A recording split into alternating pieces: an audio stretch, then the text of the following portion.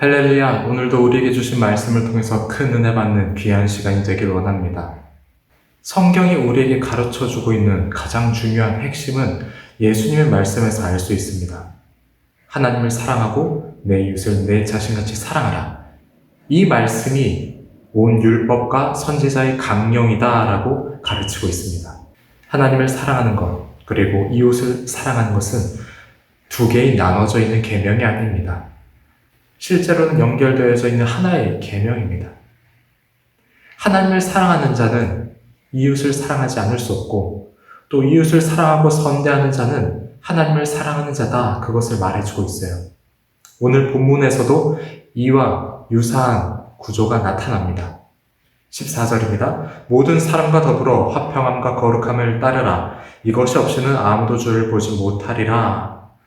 보다 정확하게 말하자면 모든 사람과 화평함을 이루라, 또 거룩함을 이루라, 이렇게 말을 하고 있습니다. 화평함은 사람과의 관계입니다. 사람과의 관계에서 화평을 이루는 사람이 되라 말합니다. 또 거룩함은 하나님과의 관계입니다. 거룩한 자로 하나님 앞에 설 것을 요청합니다. 그런데 이런 구조를 우리는 예수님의 산상수훈에서도 발견할 수 있습니다. 마음이 청결한 자는 복이 있나니 그들이 하나님을 볼 것이며, 화평하게 하는 자는 복이 있나니 그들이 하나님의 아들이라 일컬음을 받을 것이니요. 마음이 청결하다는 것, 마음을 감찰하시는 분은 하나님 한 분밖에 없습니다. 그래서 마음이 청결한 것은 하나님과의 관계성을 뜻하고 있어요. 즉 하나님 앞에서 거룩한 자로 서라, 그래야 하나님을 볼 것이다 라고 말해주고 있습니다. 오늘 본문도 그렇죠. 거룩함을 이루지 못하고서는 주를 보지 못한다라고 말하고 있습니다. 구조가 똑같습니다. 또 화평하게 하는 자는 복이 있다. 화평은 또 사람과의 관계를 말하죠. 성경을 보면은 끊임없이 강조하는 구조가 바로 이런 구조입니다. 하나님 앞에 거룩한 자로 서고 사람들과의 관계에서 화평을 이루는 자가 되라. 이것을 계속해서 강조하고 있습니다. 그렇다면 왜 우리는 모든 사람과 화평을 이루어야 합니까? 예수님께서 우리의 화평이 되시기 때문입니다. 그는 우리의 화평이신지라 둘로 하나를 만드사 원수된 것 곧 중간에 막힌 담을 자기 육체로 허시고 법조문으로 된 계명의 율법을 폐하셨으니 이는 이 둘로 자기 안에서 한 세 사람을 지어 화평하게 하시고. 예수님이 이 땅에 화평으로 오셨습니다. 그분은 화평이세요. 그리고 둘 사이에 막힌 담을 허셨습니다. 여기서 둘은 유대인과 이방인, 서로가 서로를 용납할 수 없는 극단적인 그 두 존재를 말하고 있습니다. 예수님의 뜻은 원수되어버린 이방인과 유대인을 한 세 사람으로 만드셔서 화평함을 이루는 데 있습니다. 그리고 이들이 한 몸을 이루어서 하나님과의 화목을 이루는데 예수님의 뜻이 있습니다. 지금 예수님의 이 말씀이 이스라엘 땅에서 유대인과 팔레스타인의 연합으로 나타나고 있습니다. 유대인들은 나라가 망한 다음에 굉장한 고통 가운데 2000년 이상의 세월을 지냈습니다. 나라가 없이 이곳 저곳 뿔뿔이 흩어져서 살아갈 수밖에 없었고요. 또 유대인들이 가장 많이 거주했던 유럽 땅은 기독교 문화권이었습니다. 그 당시 교회들에서 말하는 것은 이 유대인들은 세상에 필요 없는 존재다, 쓸모없는 존재다. 심지어는 루터, 종교개혁자인 루터조차도 그렇게 말을 했어요. 그러다 보니 반유대주의가 극심했습니다. 유대인들이 엄청난 핍박, 게토라고 하죠. 그들의 거주지를 벗어나서는 살 수도 없었고요. 이미 히틀러 전에 유대인에 대한 박해가 유럽 전역에 퍼져 있었습니다. 그러다 보니 이 땅에 대해서 양보를 하지 못해요. 팔레스타인이 거주하는 건 괜찮아. 그런데 그들이 독립국가를 가진다? 자신들의 영토를 가진다? 예루살렘 성전 땅이 그들의 어떤 수도, 영토가 된다? 그거 용납할 수 없는 겁니다. 땅 때문에 고통당했던 수천 년의 역사가 있기 때문입니다. 팔레스타인도 마찬가지죠. 이스라엘이 멸망당하고 그들도 마찬가지로 수천 년 동안 그 땅에서 살았습니다. 그런데 쫓겨나게 됐어요. 누구 잘못입니까? 팔레스타인, 유대인, 결코 양보할 수 없는 이 둘의 관계가 예수님 안에서 그 담들이 허물어져 가고 있습니다.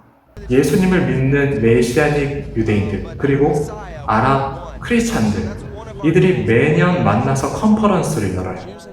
서로가 서로에게 잘못했다고 용서해달라고, 서로가 하나 된 지체라고 그렇게 확인하고 고백하는 시간들을 갖습니다. 절대 하나가 될 수 없는 이 두 그룹이 하나가 되는 현장이 일어나고 있는 것입니다. 바로 예수 그리스도 안에서 말입니다. These two brothers come from Gaza. ببخشید So I ask you, please stand up, and we don't want you just to reach out your hands this time. Can you? Lord, we thank you that you have us meeting together, and we pray that hundreds and hundreds of people in Gaza. 그런데 예수 그리스도 안에서 한 세 사람이 되는 건 유대인과 팔레스타인 사람들만의 연합은 아닙니다. 우리에게도 예수님께서는 똑같이 화평한 자가 되라는 것을 요구하고 계십니다. 사실 용서라는 건 굉장히 어려운 것입니다. 특히나 상대방이 어떤 잘못했다는 기색을 내비치지 않는다면 용서는 더더욱 어려워집니다. 그래서 내가 편한 사람들과의 화평만, 나와 친분이 있는 사람들과의 화평만을 믿는 그리스도인들이 거기까지만 이렇게 생각을 하기도 합니다. 하지만 그렇지 않습니다. 오늘 본문이 말하는 화평은 원수된 자들까지와의 화평도 이루는 것, 그것을 본문 말씀이 우리에게 말을 하고 있습니다. 앞서 말한 유대인과 팔레스타인의 관계는 서로 죽고 죽이는 관계입니다. 팔레스타인이 로켓포를 쏘면 또 유대인도 반격을 해서 로켓포를 쏩니다. 팔레스타인은 자신들이 믿는 신 알라 신의 뜻이 바로 유대인들을 죽이는 데 있다라고 말할 정도입니다. 어쩌면 우리나라와 일본보다 더 원수지간인 셈입니다. 그런데 그들 사이에서 예수님을 믿는 유대인과 예수님을 믿는 이 팔레스타인 사이에서 연합이 일어나고 있다는 겁니다. 이것은 그들 스스로의 의지로 된 것이 아닙니다. 예수님을 믿고 나니까 예수님께서 주시는 그 마음으로 서로를 용납하고 사랑하게 되는 것입니다. 여러분, 우리는 용서하는 자가 되어야 합니다. 용서 없이 어떻게 화평함을 이룹니까? 그런데 용서는 우리 스스로의 의지로 되지 않습니다. 내가 용서해야지 했다가도 상대방의 모습을 보고는 다시 욱하는 마음이 올라오기도 합니다. 영원하고 완전한 용서는 사람은 불가능합니다. 그럼 어떻게 용서하는가? 나를 사랑하시고 나를 용서하신 예수님의 사랑이 내 안에 가득 채워질 때 그것을 맛봄으로 인해서 그분의 사랑을 의지해서 나도 용서의 한 걸음을 내딛는 것입니다. 우리 안에서 나오는 용서가 아니라 예수님께서 주시는 용서를 우리는 베풀 수 있게 됩니다. 그래서 우리에게 은혜가 필요합니다. 15절입니다. 너희는 하나님의 은혜에 이르지 못하는 자가 없도록 하고 또 쓴뿌리가 나서 괴롭게 하여 많은 사람이 이로 말미암아 더럽게 되지 않게 하며 결국은 은혜라는 겁니다. 결국은 은혜예요. 화평함을 이루는 비결은 은혜를 의지하고 은혜에 푹 잠겨 있을 때 가능한 것입니다. 그래서 히브리서 기자는 예수님을 바라보라, 예수님을 깊이 생각하라, 그렇게 요청하고 있습니다. 오늘 하루 예수님의 그 사랑 안에 푹 잠겨서 하나님 앞에 거룩한 자로 서고 또 사람들과의 사이에서 화평함을 이루는 성도 여러분 되시기를 주님의 이름으로 축복합니다.